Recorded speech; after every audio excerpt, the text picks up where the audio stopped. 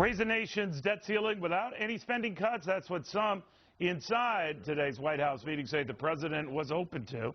Spokesman Jay Carney not denying that, I should say. Michele Bachmann is seeing red over it, the Minnesota Republican Congresswoman and former GOP presidential candidate joining me now. Congresswoman, always good to have you. Thanks for coming.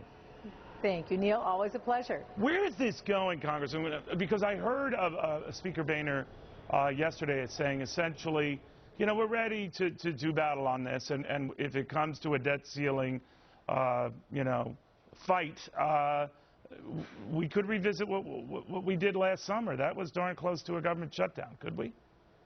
Well, I think John Boehner needs to be taken at his word, because the American people are exactly where John Boehner is. They have had it with the out-of-control spending. If you look at survey after survey, poll after poll, the American people aren't interested at all in continuing this insanity of spending money that we don't have. And I know just when I came into office, Neil, in January of '07, which wasn't very long ago, we were $8.67 trillion in debt. Now we know we're looking at almost $16 trillion. That's nearly a doubling of debt just in the time that I've been here in office in Washington, in 5 years. That's shocking and unthinkable. And we also know that tax increases are on the horizon. January 1st, we're looking at approximately $3,000 per household in increase. So for people that are struggling right now, Neil, imagine $3,000 more going to, rather than keeping it in our own pockets. I don't know what people are going to do. And of course, as far as the White House is concerned, they love spending money. It's so much fun. But are you worried? They just don't want to pay the bills. But are you worried, Congresswoman? Because I was there last summer, sweating in that one room that you're in, and I remember that each side began to get very nervous that they were playing like the nuclear option game, and that a shutdown, whether justified or not, was just making Americans think you guys can't play well together, you can't do anything together.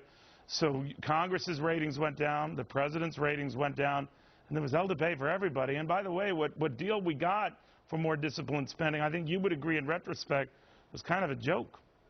It was a total joke. There's no question. That's why last year I came out and said, don't raise the debt ceiling. Don't do it. Stop this game that's going on in Washington.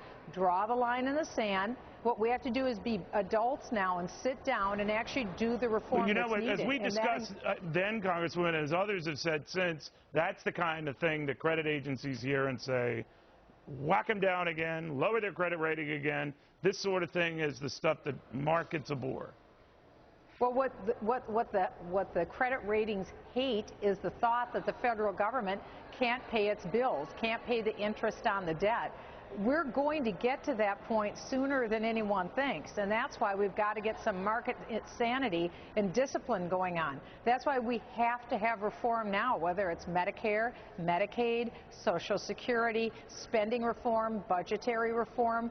This can no longer be about 3 months from now or December or after the election. We have to do this now, and that's really what is the president's obligation. He needs to be straight with the American people, Neil, and let people know what tough shape we're in financially now. And we in the Congress shouldn't wait until after the election and be cute about it.